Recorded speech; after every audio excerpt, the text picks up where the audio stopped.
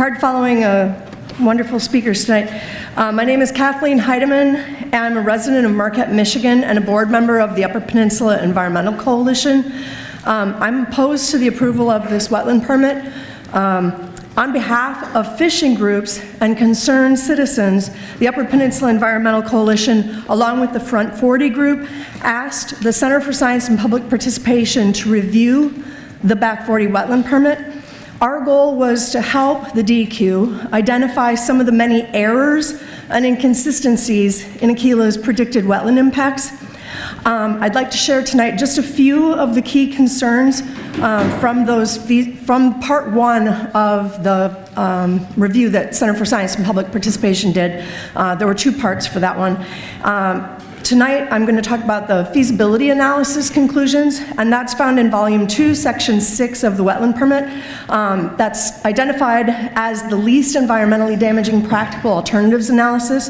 First, Aquila's feasibility analysis does not include an environmental analysis comparing the wetland impacts in the new facility design to the wetland impacts in the existing facility design. So it's not a Part 632 concern so much as the heart of the wetland permit, the least environmentally damaging alternatives review.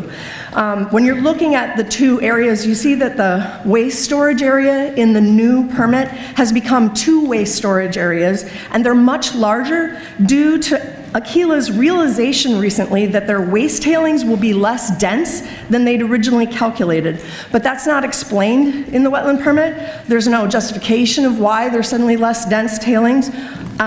This review has dismissed the original facility design as being not feasible.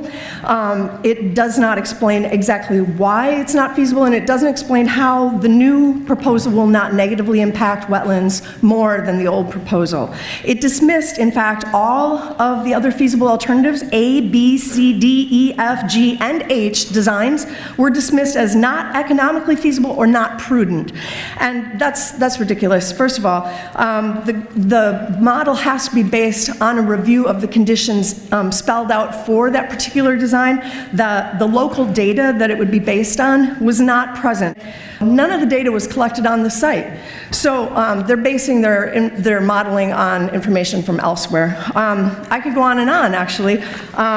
It's a long permit, and there are a lot of technical conclusions, but under Michigan regulations, Aquila bears the burden of demonstrating that they did not have another feasible or prudent alternative. And clearly, if somebody like me can see that they failed that test, they failed the test. I'm asking you to deny the permit. Thank you very much, and we're submitting the review tonight.